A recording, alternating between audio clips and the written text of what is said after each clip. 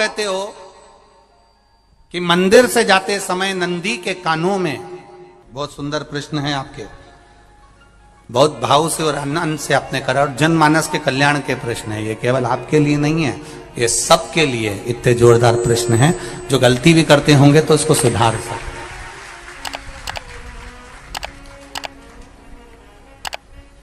आपने कहा कि नंदी के कानों में कहना चाहिए, लोग हंसते हैं, कहते हैं बताओ वो नंदी के कानों में भगवान को कहना चाहिए।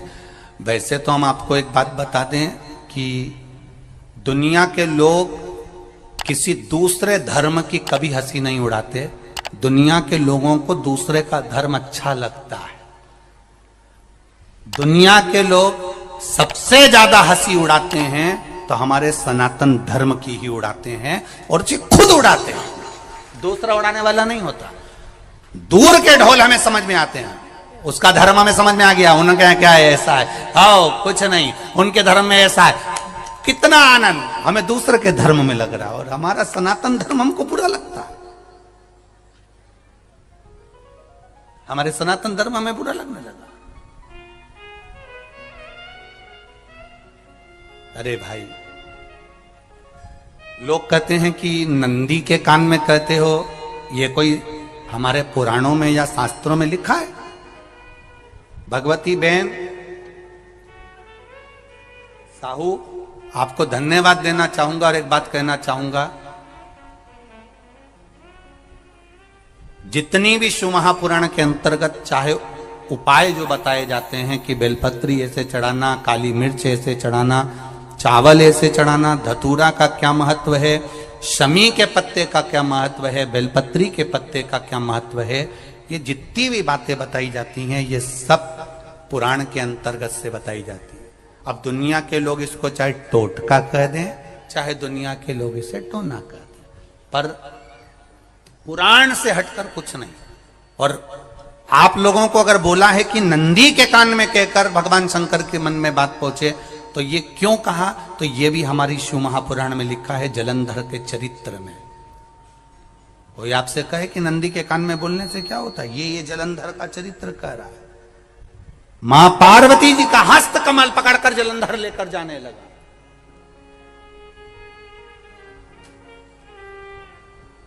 वृंदा का पति लेकर जा रहा। वृंदा तो भगवान की भक्ति में लीन रहती थी, उसको तो जलंधर को सबसे ज्यादा तकलीफ थी नारायण से, पर शिव के पास आ गया, क्योंकि ईर्षा प्रवृत्ति, अभी कथा में कहा, कोई कोई ऐसा होता है जिसको तुमसे बेर नहीं होता तो भी अंदर से ईर्षा जाग जाती है। कोई कोई ऐसा होगा जिसको अंदर से ईर्षा जागती है, अपने आप अंदर से ईर्षा जागती है, उसका कोई बेर नहीं, और ईर्षा जाग गई, भीतर से ईर्षा जागा। ना आप उससे मिले हो, ना कभी वो आप उसके सामने बैठे हो। कई लोग किसी ना किसी की बुराई करते हैं तो हम लोग पूछ भी लेते हैं, क्यों साहब उनसे मिलकर आए हो क्या तुम? कभी नहीं मिल किया, कभी उनका सामना हुआ नहीं हुआ, तो फिर बुराई क्यों कर रहा? एक ने कर दी थी इसलिए हमारे ध्यान में था तो हमने भी कर दी। लो, वो कुआं में डूब के मरेगा तो तू भी मरेगा का? नहीं। नंदी सामने बैठा है, गणेश जी को मालूम पड़ गया, कार्तिकेय को मालूम पड़ गया, मां पार्वती जी का हस्त कमल जलंधर ने पकड़ लिया और लेकर चला। मालूम पड़ गया, तब नहीं रहा गया। गणेश जी को क्रोध आ गया और गणेश जी महाराज आए, शिव जी को जगाने लगे, पिताजी पिताजी पिताजी कर कर जगाया, उठो पिताजी, पिताजी उठिए, पिताजी जागिए, पिता को जगा रहे हैं। भगवान शंकर नहीं उठे, तप में लीन थे। क्या करें हम? जलंधर के पास में इतना बल है, इतना बल है, और पिता की आज्ञा नहीं होगी तो हम कैसे मार देंगे इसको? मारने को तो हम मार दें। मां ने आज्ञा करी थी कि जलंधर उसको तारकासुर को मार दो, तो कार्तिकेय ने तारकासुर को मार दिया। शिव जी की आज्ञा नहीं तो हम इसको कैसे मारें, क्या करें? सब कुछ गणेश जी ने देख लिया, शंकर जी के ऊपर बहुत बहुत बहुत बहुत प्रार्थना कर कर देख ली, पर शंकर जी नहीं जागे। तब आखिरी में विनायक ने, गणेश ने, जितनी लोग आस्था चैनल पर कथा सुन रहे हैं, जितने लोग फेसबुक यूट्यूब पर कथा सुन रहे हैं, इस बात को याद रखना कि नंदी के कान में कहने से क्या होता है वो ये इस कथा से सीख लेना। आखिरी में गणेश जी को लगा किसको कहूं, शंकर जी भी तप में हैं, नंदी भी तप में है, मैं किसको कहूं? शिव जी को कह के कर थक गया, पिताजी को बोल बोल कर थक गया, पिताजी जागते नहीं। अब मैं किसको कहूं ये बात, किससे कहूं?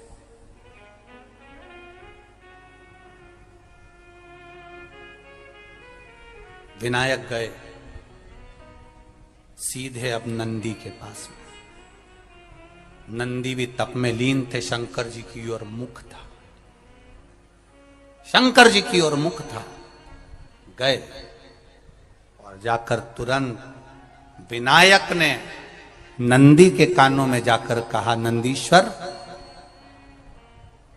मैया का हाथ पकड़कर जलंधर लेकर जा रहा है, पिताजी तप में लीन है, कृपा करिए ना। बस केवल नंदी के कान में कहा, गणेश जी दूर हट गए। नंदी के कान में कहा, शंकर जी के नेत्र खुल गए, शिव जी के नेत्र खुले। ध्यान देना जरा, इस शिव महापुराण की, आशुतोष शिव महापुराण की कथा, जो कथा यहां कही जा रही है, यह कथा पहले के चरित्रों में सुनने को नहीं मिली होगी। जरा ध्यान देना इस संवाद पर, जितने लोग आस्था चैनल पर, जितने फेसबुक यूट्यूब पर सुन रहे हैं।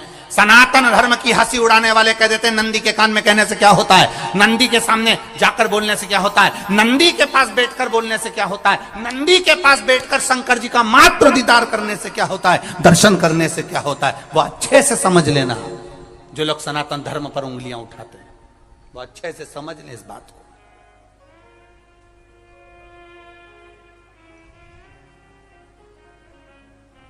क्या होता है, नंदी तप में लीन, शिवजी तप में लीन, शिव नहीं उठ रहे। विनायक ने नंदी के कानों में जाकर कह दिया, नंदी के कान में जाकर कहा, नंदी के नेत्र नहीं खुले। नेत्र किसके खुले? जम के बोलो, महादेव के खुले, शिव जी के खुले। ये मन का तार। नंदी शंकर की आराधना कर रहे थे, शिव अपनी भक्ति में डूबे थे। यहां कहा, यहां पहुंचा, जो दिल में था उस तक बात पहुंच गई। नंदी के दिल में शिव थे, तुम कहे, नंदी ने शंकर तक बात पहुंचा दी। वो सूत्र जो बंधा था दिल से दिल तक का, वो पहुंच गया। वो सूत्र जो दिल से दिल तक बंधा हुआ था, मन से बंधा हुआ था, खबर वहां तक पहुंच गई, खबर पहुंच गई। उसको जानो, लुटाइए, ये मौका मिला है आनंद का, दिल से प्रेम लुटाओ।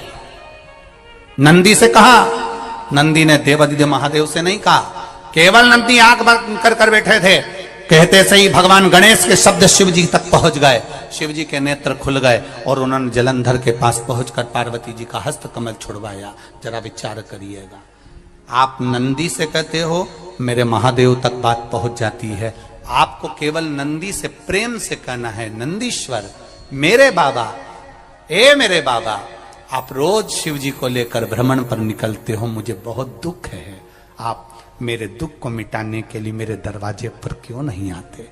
नंदीश्वर से कहा, शिव जी तक बात पहुंच जाएगी, शंकर के नेत्र आपके लिए खुल जाएंगे और महादेव आपके यहां खड़ा मिलेगा, मेरा महादेव आपके पास में खड़ा मिलेगा। आशुतोष महापुराण की कथा कहती है, लोग कहते हैं नंदी को कहने से क्या होता है, ये शिव तत्व की कथा आशुतोष शिव महापुराण कह रही है। कहा वहां तक पहुंचा, दिल से दिल का। जो भगवान नंदी के कानों में कुछ कहकर आते हैं, बोले हो कभी? सीधे बोल देते हो क्या जाकर? नंदी के कानों में कहने का भी एक तरीका है। आप लोगों को मालूम होगा वो तरीका? नहीं मालूम? ये बेलपत्री की जो डंडी रहती है ना, बीच का जो भाग है, ध्यान दिए ना जरा सा, ये बीच की जो डंडी है, फिर से देखिए, बेलपत्री के 2 पत्ते और उसके पास में जो बीच की जो डंडी का भाग है, दिख रहा है आप लोगों को? ये 2 डंडी, ये बीच की 2 पत्ती और उसके बीच में जो 2 डंडी का भाग होता है।